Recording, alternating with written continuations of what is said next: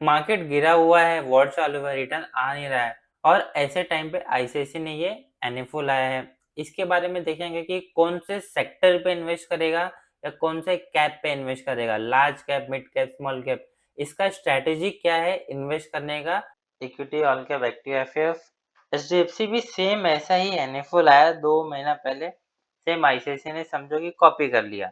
इसका जो डेट है 2 मार्च से मार्च 16 तक रहने वाला है। अब इससे आपको क्या समझ में आ रहा है?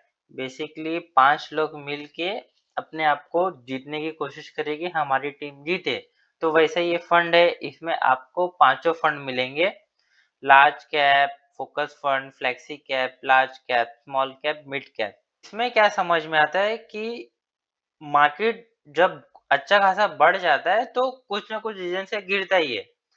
अब सबसे एग्जांपल ले लो, 2006 से मार्केट अच्छा रिटर्न दिया, ऑलमोस्ट डबल हो गया पैसा लोगों का।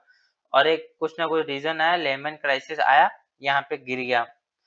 फिर अगर हम देखोगे तो यहाँ पे मार्केट क्यों बढ़ा? क्योंकि एनडीए आ गई, बीजेपी गवर्नमेंट आ गई। फिर मार्केट ने अच्छा खासा रिटर्न दिया, अगर आप देखोगे रिटर्न दे रहा है।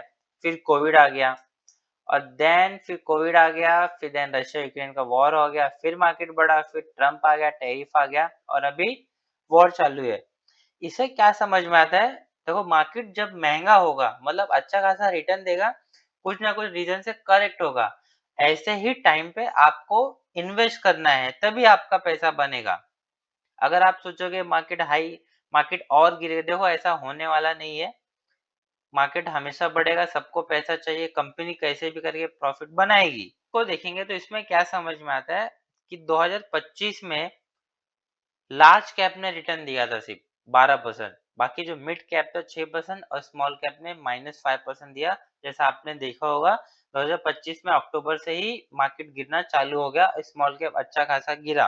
तो हर साल कोई ना कोई कैप अच्छा रिटर्न देता है और कोई ना कोई कम रिटर्न देता है या कोई कोई नेगेटिव रिटर्न देता है।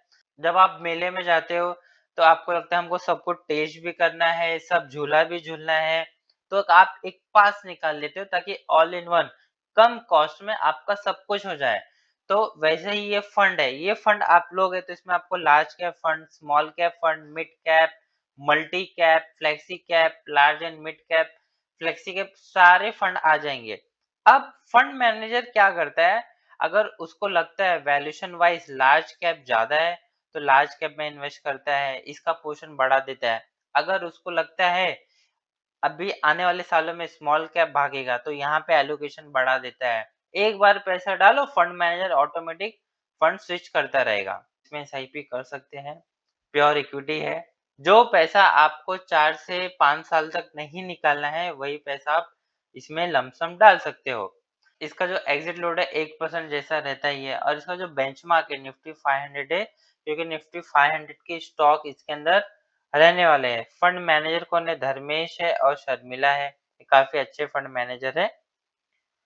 वीडियो कैसा लगा? लाइक करें, शेयर करें। Thank you.